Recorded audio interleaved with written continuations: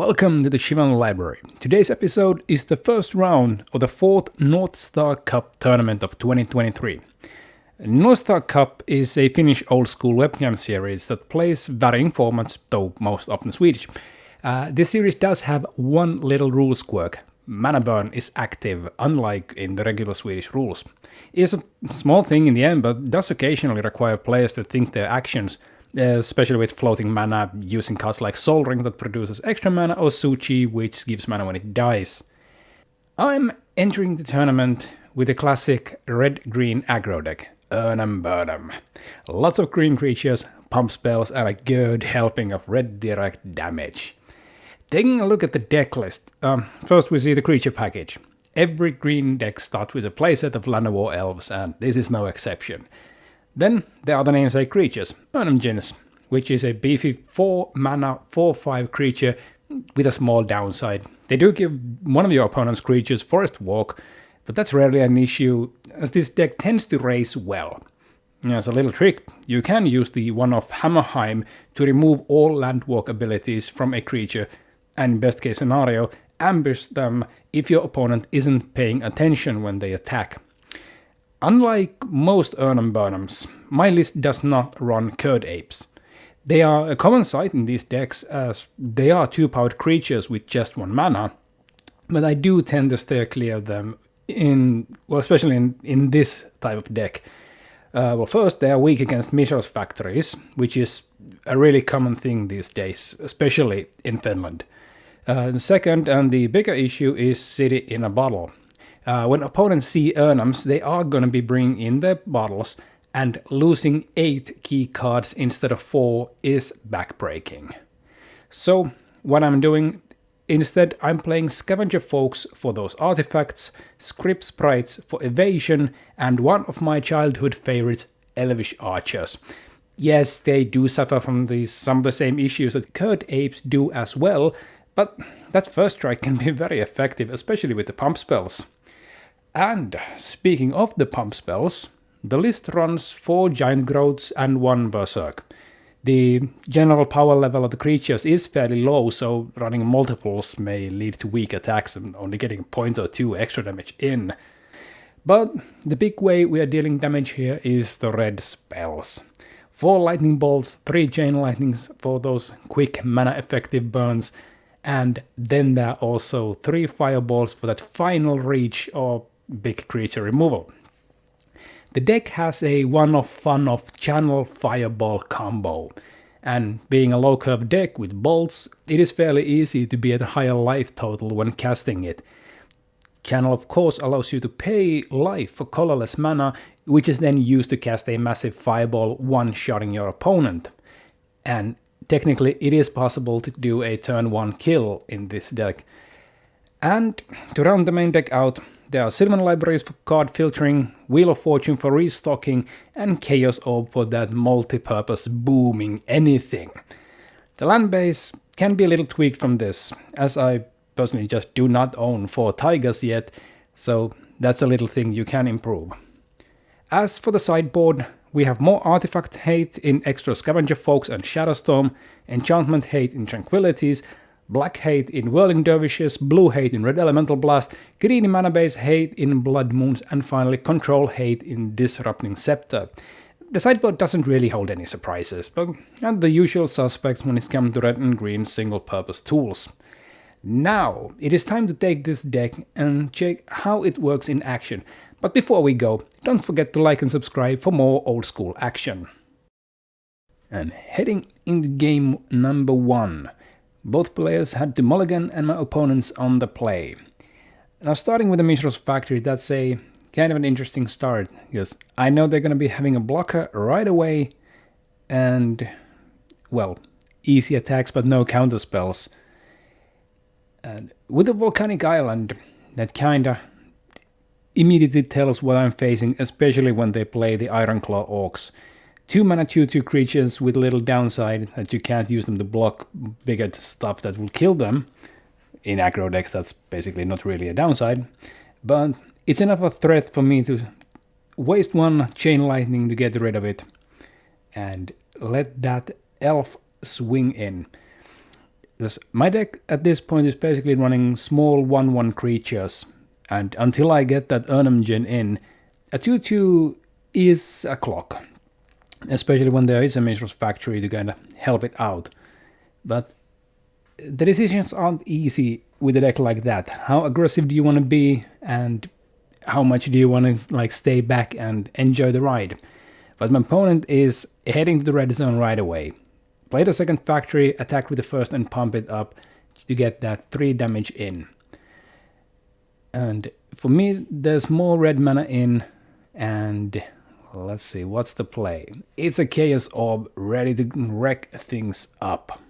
Now the good question here is, do I want to attack their mana base, or do I just want to like get rid of the Mishra's Factories to like reduce the damage? Because at the moment I could take them out of blue, but if they play another volcanic island after it, it would not be that useful.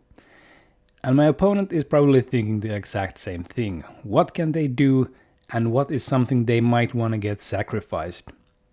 And all I have to think right now is that, do they have a shatter, and is it safe to activate the Chaos Orb?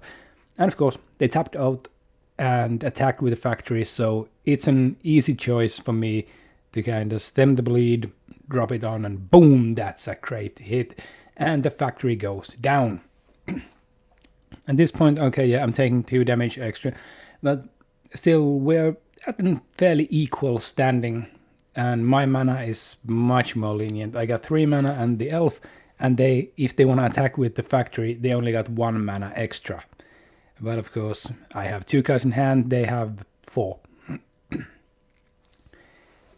And there is a regrowth, and I am picking up the Chaos Orb back in hand, because getting to attack their mana base is now the best solution I got to kind of extend this game and turn it to my favor. And as I assumed, they did not have Shatter last turn, so it's probably safe to play the Orb right away to kind of be as mana effective as possible. And if last turn was difficult for the opponent, this turn seems to be even more. And there's a Serendip Efreet. Well, that's a fairly obvious reason to kind of drop the orb on that one. And now they got only the one volcanic island open, so no shatter, so probably it would be most likely safe to just drop the orb right away and kind of don't care about that 1 damage in their upkeep. Because if they have a shatter, then that would be extremely harmful. And yeah, there it is. The activation of Chaos Orb, and let's see, does it hit? And boom, great hit. Did a little extra spin on that one, landed face down. And now the coast is clear for the sprites, but yeah, the elves are going in as well. Get that damage in while I can. My hand at this point probably isn't just that aggressive, so kind of start whittling down. See how I can kind of close the game out as early as possible. Because most likely they have the better threats in the end. Sure, my Erhnams are big, but haven't seen any one of those yet.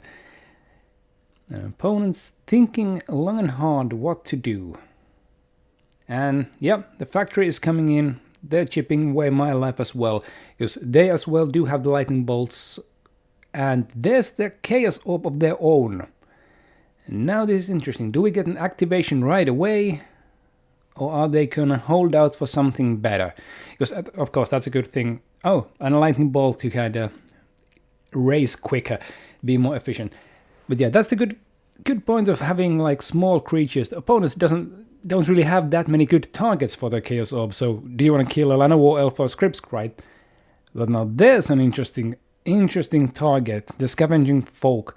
Because if they don't kill it right away, this gets into an interesting game of chicken. Because if they want to activate their Chaos Orb, I can always respond to it by activating the Scavengers and destroying the orb before it can resolve, which makes it so that it does absolutely nothing. But Now that would of course mean that I can't attack with my 1/1, so that's little off the clock, but let's see right away. 'Cause now the scavenging folks, they do have summoning sickness. They can't destroy the orb yet, so if they want to hit it, now's the time. They would have the mana to do so, but is that a target you want to remove? Because though the other targets are just as weak as the scavenging folks, so... But the folks could be used to destroy the Mistress Factory, which makes them a much more useful threat to me. But let's see, what's the solution here? It's a Wheel of Fortune. My opponent's hand didn't seem that good then. And for me, yeah, I got giant growths. Yeah, maybe I should have fired them off a bit earlier, but I had other things to do. And they had the Blood Moon, which doesn't really do that much against me. Most likely would be more harmful to them than me. Now, a fresh 7 cards. They got still 3 mana left. And let's see how lucky they were. Did they hit the jackpot and I'm getting double bolted right away, or is there another Serendip coming in? Now, what we do see is that they don't have double blue up, so I got a free reign, so no counter spells gonna be there. I'm assuming they are playing at least a couple blue-red orcs. Often tend to have some counter elements against one of the bigger threats or more dangerous cards, even though the deck usually leans towards the more aggressive side compared to other blue-red variants. Like 12 Bolt often runs those counter spells, but here, what do we get? 3 mana, and yeah, it is a second Serendip Efreet. Now that is a good blocker, but they are still at 9 life, so they don't have that much leeway, and now they are all tapped out, so the Scavenger Folk has the free reign. Yeah, I got lucky with the wheel, getting a Tiger and a Mox, and a Soul Ring as well. So my mana problems are solved. And yeah, breaking that Chaos Orb right now before it can take out something more useful. And of course I hit another Scavenging Folk, so, well, that's an obvious reason why to do it. A little Script Sprite in there as well. And at this point, I'm most likely having a Fireball in hand, so that mana is extremely useful for me. And Chaos Orb destroying a Soul Ring would be detrimental for me and my endgame reach. But the question is, how good is my opponent's hand at this point? How dangerous of an attack they can bring in, and did they draw any counter magic? And because this match is going down to the wire, so you have to keep your track of your life total the whole game. And Ancestor Recall, well, that's probably the best card you could have. And now you get even more options to play out, and let's see, at least they got all the cards in the world. But do they have the mana to cast them or plan of attack? No, thinking long and hard, but that doesn't really matter, because these games are a bit more casual and the game is more about the fun than winning, so we're having a little chat and like jetting away the game, talking about the actions while we go. But apparently my opponent is having a lot of options in their hand, because they're not really sure where to go with that hand. Do they want to attack? Because if they attack me, okay, I go down to 10, but the crackback is 4 damage immediately, well, minus that Mistress Factory. And if I have a Fireball or Lightning Bolts in my hand, they might be dead on my next turn. And these are all things you have to take into account when you play against the red deck like this. Yeah, they're seeing 2 giant growths, so you could assume I got 2 left. Berserk is not the card you usually account for, so that might not be on their radar at all. And now I've been thinking about this for long and hard. Are we gonna see finally some action on my opponent's part? Tapping 2 mana. What is it gonna be?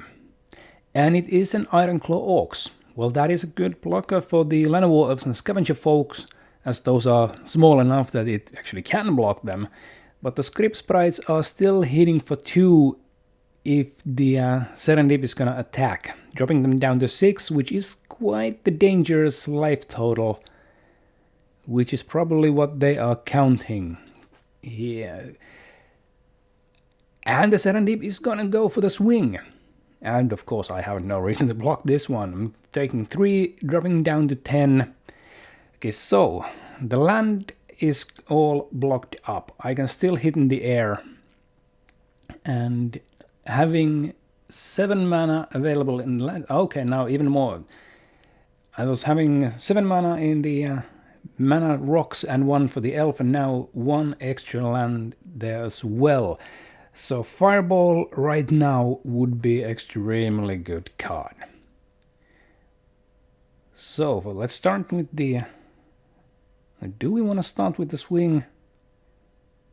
And doing the math? Yep, the script sprites are going in, land-based creatures staying back. So most likely there's no giant growths to show here. Yeah, none of those, dropping the opponent down to 6. Another script sprite, and this would be most likely used as a jump blocker. But let's see, does it get to play? Because this, as a matter of fact, this actually is the bait spell. Because more flyers is extremely dangerous for my opponent, so if this gets played, I know I'm most likely having a kind of a open slot to shoot even bigger. Let's see. A long wait. Yemo, guessing my opponent has... Yeah, there it's exactly there. There is the mana drain, the script sprite is down, they only have 1 blue mana left. So that is 2 mana, 4, 5, 6, and 7 with the red, and there is this Fireball for 6, dead on the money. Game 1 for Erhnam Burn'em. Heading into game number 2, my opponent unfortunately had to mulligan twice here, which is gonna be a problem on the play, because they run so much 1-1 removal and 1-1 answers for my small threats that those little creatures can become extremely overwhelming fast. And I get a Black Lotus start, a Llanowar Elves, a Sylvan Library, and do we get to see even more? Yes, there is a script sprite to round things out. Full 4 mana use in turn 1. That is a fast start right there. And especially with the Sylvan Library, I get to start filtering out. Do I draw extra cards? Most likely not many, probably 1 or 2, but at least the fact and I get to kind of filter things out is really important. And a Chain Lightning to my Llanowar Elves to slow me down. Now, how much does this matter? Because I get to see so many cards, and I get to kind of pick my mana sources right away. But it is a good thing for them to slow the game down as much as possible.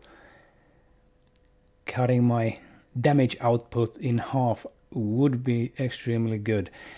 And of course, having City of Brass as your red mana source this early is gonna matter in the long run. They are gonna be taking a lot of damage unless they can find more red lands. And of course there's the Minstrel's Factory, which, as we all know, does not produce any red mana, so the same issue continues. And that is not gonna do anything about my script sprites, so the evasion is proving to be extremely useful. But yeah, that Serendip Efreet, that's gonna block my little creatures right away. So let's see, do I have an answer for that right away? Or is that threat gonna stand? And the good question is, how do I do? Yeah, going for that extra card. Yeah, one would be quite safe. And a City of Brass issue for myself and a red Elemental Blast. Yeah. There's always a good question. Do you want to wait to the opponent's upkeep, so they have to take the damage from the Sarandib and kind of get the full value? But in a match like this, I think removing the threat and a blocker right away when they are all tapped out is much more safe to do when you don't have to actually fear about them having counter spells or blue elemental blasts or anything like that. Because getting that red blast countered would be really painful.